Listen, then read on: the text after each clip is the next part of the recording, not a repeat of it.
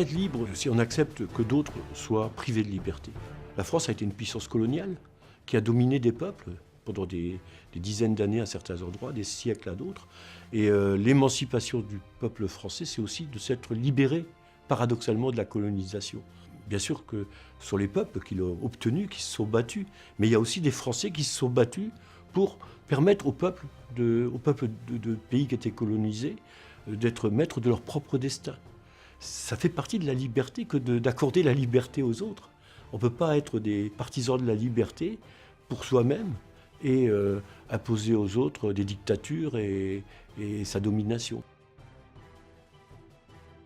Enfin, la liberté pour les femmes de disposer de leur carrière, de leur corps et de leur relation avec les autres, c'est un des grands mouvements de libération de l'humanité. Le droit des femmes, curieusement, il est depuis très longtemps porté par des féministes. Mais les mesures législatives, les mesures légales pour l'égalité des droits pour les femmes sont arrivées très tardivement, surtout dans notre pays. Le droit de vote seulement au moment de la libération.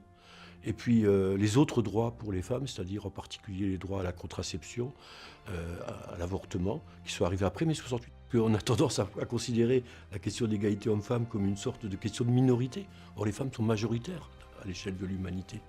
Donc si une majorité de l'humanité se libère des carcans du féodalisme et de l'histoire, je pense que ça va changer, pas seulement en quantité de liberté, mais en qualité de liberté.